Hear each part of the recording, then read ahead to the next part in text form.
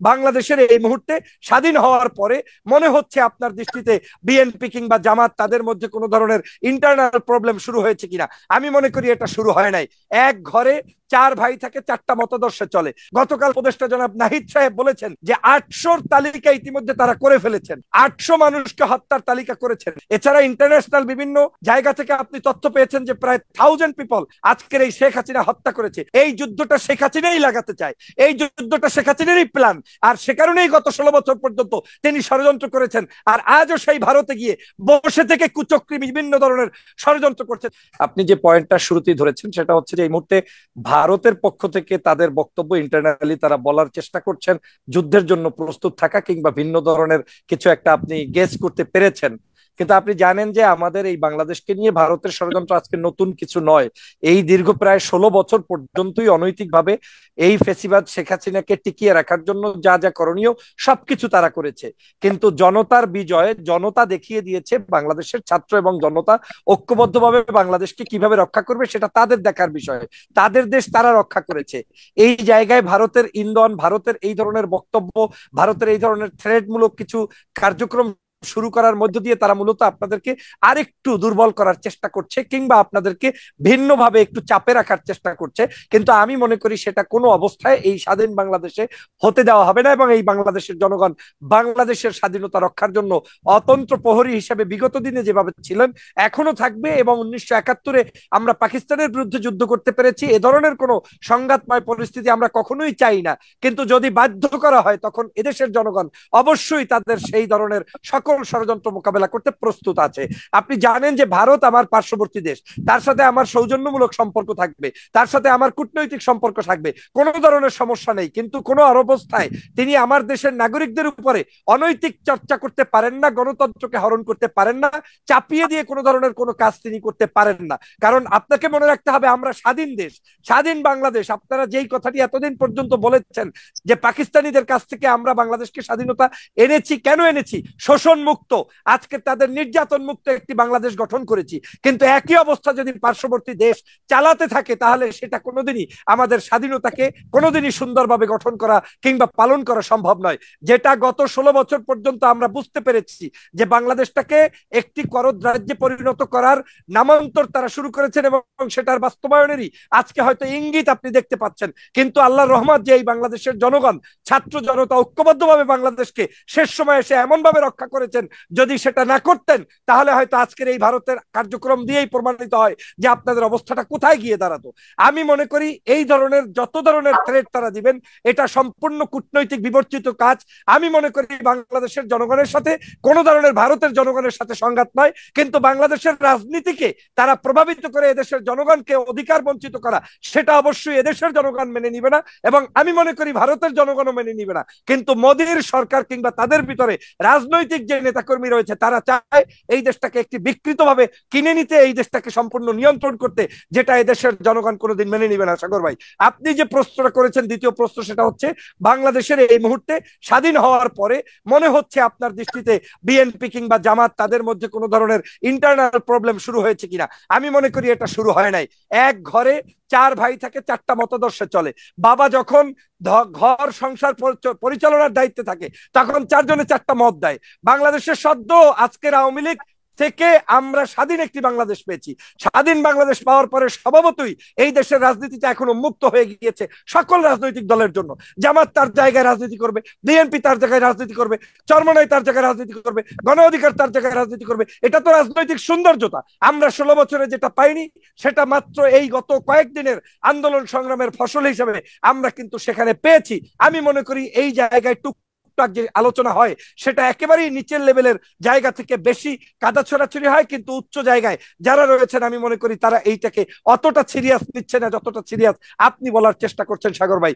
আমি মনে করি বাংলাদেশের আগামী দিনে আওয়ামী লীগের এই অপরাজনীতির মুখোশ উন্মোচন করতে এবং তাদের সকল ষড়যন্ত্রকে প্রতিহত করতে হলে বাংলাদেশের সকল রাজনৈতিক দলের মধ্যে ঐক্যবদ্ধ একটি প্ল্যাটফর্ম তৈরি করতে হবে। হতে পারে ভিন্ন আদলে আপনি নির্বাচন করবেন, হতে পারে আপনি ভিন্ন প্ল্যাটফর্মে নির্বাচন করবেন, কিন্তু আমাদের মধ্যে একটি ঐক্যবদ্ধ প্ল্যাটফর্ম তৈরি করতে হবে যাতে বাংলাদেশের কেউ আমাদের এই স্বাধীনতাকে কেড়ে নিতে না পারে।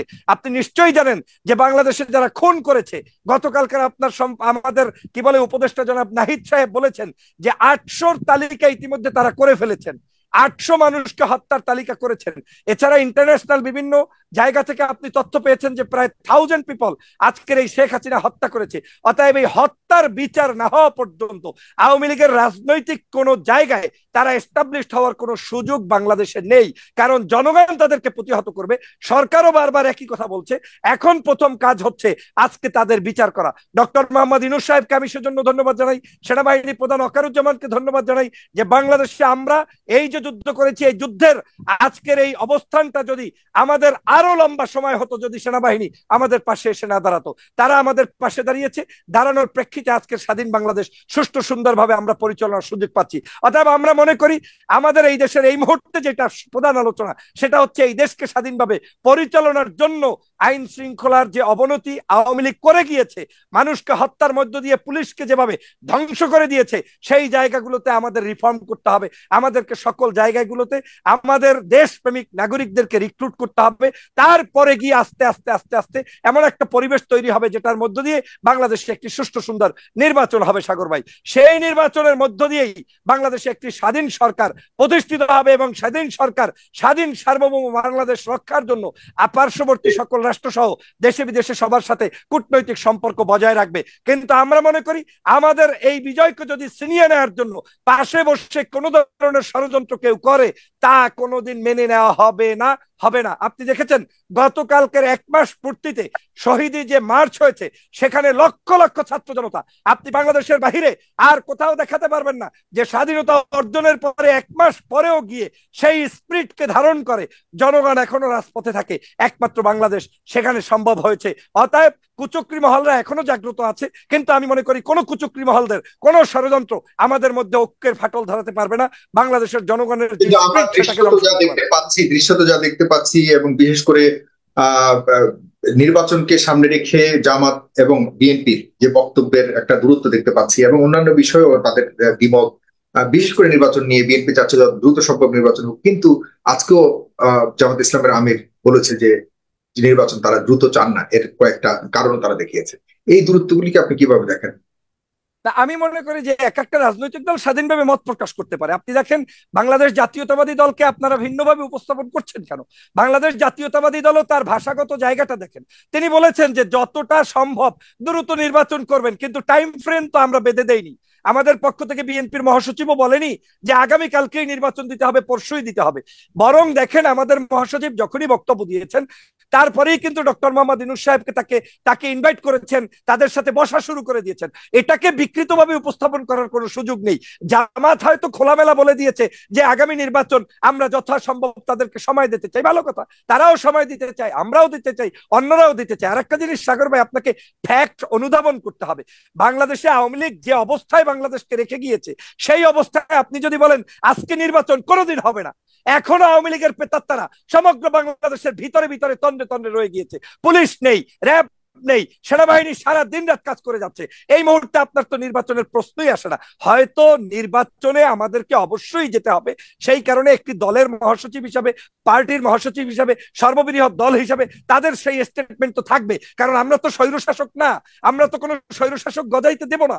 আমরা সে কারণে সবসময় বলতেই থাকবো। কিন্তু বাস্তবতার নিরিখে যতটুকু সময় এই সরকারের দরকার, আমি মনে করি সেটা এই সরকার নিবে।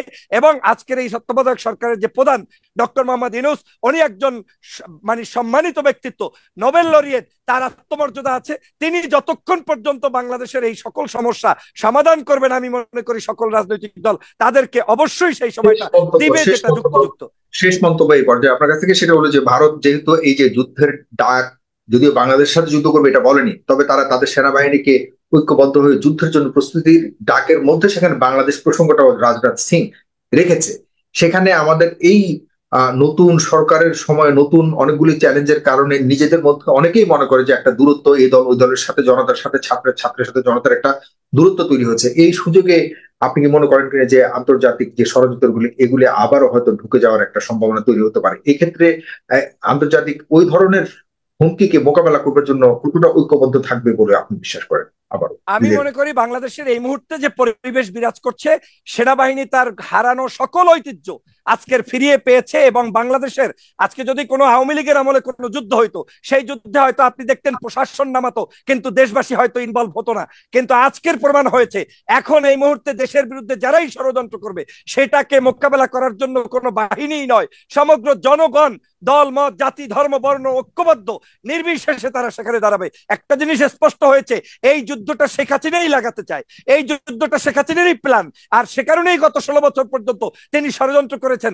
আর আজও সেই ভারতে গিয়ে বসে থেকে কুচক্রী বিভিন্ন ধরনের ষড়যন্ত্র করছে। তবে সাগর ভাই, আমি আপনাকে দুটো জিনিস বলে যেতে চাই, এটা ভারতের দুই ধরনের মাস্টার প্ল্যান হতে পারে।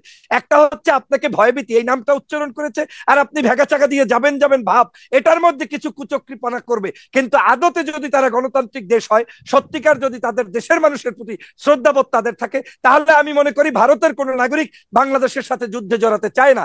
যেহেতু কোনো দেশ চায় না, অতএব সেই দেশের কোনো অপশক্তি আমার সাথে যুদ্ধে লড়তে আসবে না।